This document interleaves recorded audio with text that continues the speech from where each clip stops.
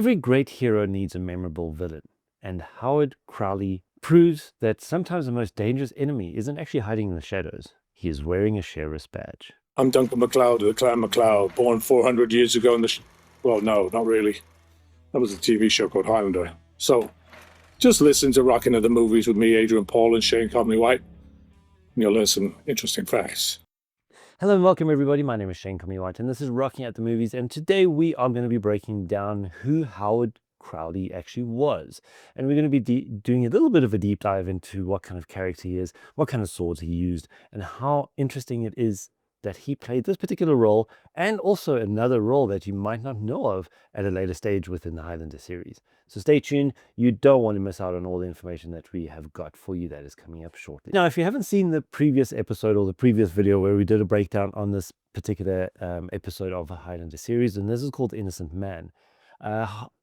Howard Crowley is a lawman. He's a sheriff within this tiny little town in America, in the woods, in the mountains, and he hunts down other immortals for fun. It's like a game of his, but he uses his power and his authority to kind of cover up all of those murders. And they are murders because he's killing another person, which is actually quite crazy. But at this particular episode, he kind of frames someone else by luck, and he uses that particular circumstance to cover his back and to try pin the murder on someone else. And it works quite well until Duncan gets involved. Portrayed by John Novak, Crowley is one of these immortals that has been around for centuries, and he lives in North America, and he's been through so many different levels of authority within military, within being a headhunter, as being a sheriff. And he then settles in a small town called Steveston in Washington, and he becomes the sheriff of that particular town at this particular moment. But behind the badge, there's something a lot more sinister. Crowley wasn't protecting innocent, he was actually hunting immortals. Now, just a little bit of a backstory when it comes to who Crowley was. It traces back to 1901, where he was a foundling. Now, that basically means that he's got no parents, and no one can actually track who his parents are. And this is the kind of law that happens with all of immortals. They don't really have parents that you can trace, so no one knows where they come from. No one knows exactly what or who this child is. So that's a bit of a marker to see, could they be immortal? Now, obviously, every single immortal lives a normal mortal life unless they are killed in a very violent way, and this is exactly what happens to him. He dies in a battle in Iwo Jima, and in this episode, they actually get the date slightly wrong, but it's all good. No one actually really cares about that too much. But in actual fact, the actual battle starts in 1945, but in this episode, they claim that it's in 1942, and that is where he becomes immortal, because he dies in this battle, and a very violent death, and that sparks his immortality. It seems like the way that this whole world works, and it's quite interesting because Duncan becomes one of them down the line for multiple characters, actually, where immortals kind of get found by another immortal, because they either, like we saw in episode 1, the relationship between Con and Duncan, obviously that's a family tribe kind of vibe, but here Crowley was found and trained by another immortal, and his name was Wayne Guthrie, who basically taught him the rules of the game. And unfortunately, because of the character or the personality behind Crowley, he didn't learn what Duncan knows. He took one rule, and that is to kill first, and it's not what Duncan is. This one is completely different. So he's a complete opposite to who Duncan is, and Duncan doesn't want to really kill all the time. He wants to actually get out of the game. Here, Crowley pushes himself, and he hunts the different immortals. He wants to become the most powerful immortal, and obviously the more immortals that you take on and that you defeat, you absorb all of their power and all of their knowledge and all of their skill, which makes you a more formidable opponent at a later stage. But as far as we know, this is the first kill that Crowley has on camera that we see, but there's a whole history of other immortals that he's actually got, but it's an unnamed or unnumbered amount of immortals that he's actually gone against and won. So a little bit of a a sideline vibe of what he is, or role that he takes on. And he kind of takes on the role of a headhunter. He is a very patient guy. He doesn't do reckless things. He waits for an opportunity to come and present itself in a good way that he can actually deal with and make sure that he will survive. And that's exactly what happens in this episode. He's in this town. Lucas Desiree is also there, and they come across each other and they cross paths. And this is the moment that's actually going to be perfect for Crowley to take advantage of the situation and go hunting for Lucas's head. And that's exactly what he does. So he challenges them. Once he found them, he challenges them, and then the battle goes on, and he does his best and whatever he needs to do to actually win that fight. Um, Especially if that person isn't so skilled anymore, or isn't so practiced anymore in the battle itself, and has tried to take a bit of a backseat.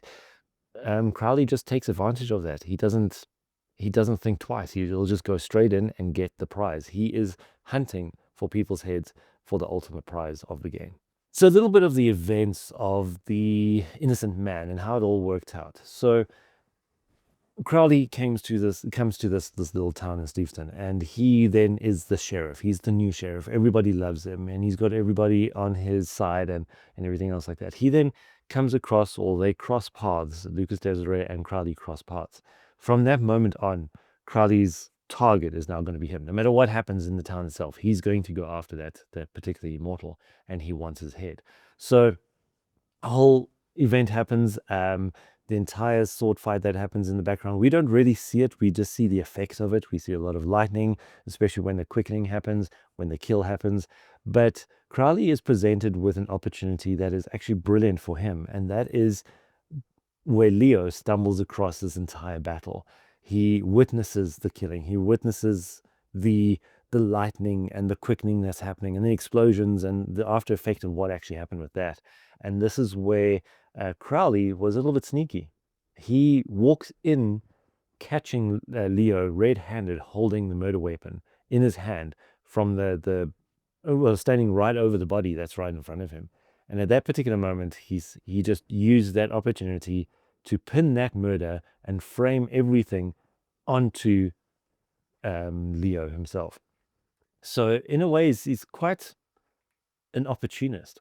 And he thought that this was a clear-cut, very simple, very easy to do, flawless cover-up. But that doesn't always go down well. Once you tell a lie, the lie always comes out eventually, right? Isn't that what they say? But this is where Duncan comes in and obviously kind of foils his plan.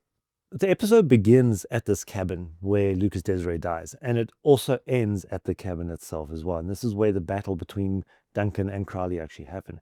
It's quite a memorable one, especially with the moment of the beheading itself, and what Duncan's reaction was. But we'll get to that shortly. The interesting fact is, Crowley is arrogant. He thinks that he's got control over this entire fight, and he knows that he's going to be winning this fight. So he lets out the entire plan, why he framed Leo, why he went after Lucas, and what his whole game is. And he just obviously wants to win. And he also is, if I can say, extremely arrogant by saying that no one will ever suspect the sheriff. When a lot of movies actually show that the sheriff was a bad guy. But in this particular instance, he believed that he was completely in the clear, and he knew exactly how to handle this whole situation, and that's why it was quite simple to pin it on Leo, make sure that Leo was the fall guy, and the sheriff could just walk back and go, well, there we go, we've solved this crime for you, and look how good we are, and kind of polish his badge in a way. But the most interesting part was where Crowley was defeated by Duncan. Now, Duncan could have fought either just out of skill, or because of the determination to get revenge, and kind of get back for his friend who was killed. He goes all out, and he actually fights Crowley quite hectically, forcing him down onto his knees and getting him to a point where Crowley is actually begging for his life. And he says, and I quote, "In the future, I'll remember to leave your friends alone." And Duncan comes back with such a witty comment right before the moment of Crowley leaving this world, where Duncan comes up with a tiny little quote that says, "What future?" So some interesting facts that you might not have known. Crowley uses a typical Scottish claymore. Now that's actually very, very weird, especially for someone who's in North America. That you would expect them to use one of the sabers or anything else like that when it comes to the military swords. But he uses one of the Highland or the Highlander Scottish kind of swords, which is a double-edged blade and beautiful, beautiful swords. I love the claymores, which is quite weird to see how it ties into the similar kind of vibe of what Duncan will be using at a later stage in one of the episodes that we're going to be touching on much later. But it's quite cool to see. But you wouldn't actually put them together and say an American person would be using a Scottish claymore. It kind of didn't fit, but it fitted perfectly well. Now, here's an interesting fact that you might not have known, and I'm so happy to be able to bring this through to you. But this actor, who is John Novak, who plays Crowley, he obviously, as Crowley, he dies in this episode. But this is not the first and the last time that you're going to be seeing him in the Highlander series. He actually portrays another character, and that is called Alan Mason in another episode much later down the line called Haunted. So that if you haven't seen that, or if you didn't actually notice that, keep a lookout for that because you might see him and you might recognize him. Obviously, they're playing two different characters, but it's quite interesting to see that they've brought back a couple of the actors from right in the beginning, and they reuse them in a different kind of role as well. It's quite fun to see.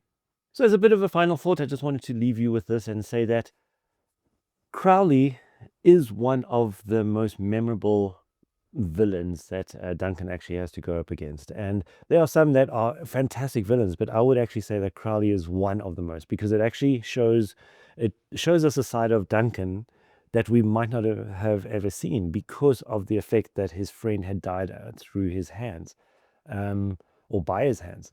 And so it's very interesting to see this kind of character being portrayed, and it becomes very memorable because of it. But also at the same time, with his accent, with his arrogance, with the personality that he portrays, with everything that he does, especially with the smug kind of vibe, especially towards the end.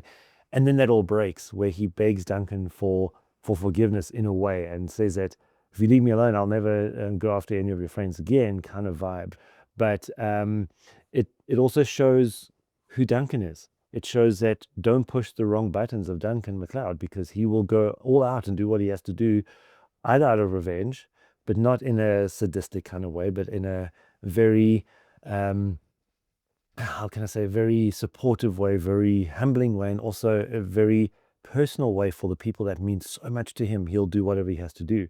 And that's what family is. So he almost becomes like a father figure or a brother figure or a husband to almost everybody, because he will do whatever it takes to protect that person or to get answers for that person or even to get justice. Unfortunately, he doesn't go the typical normal legal way, but the legal system is flawed, and Duncan knows this. But when it comes to the immortal world, he has to do what he has to do.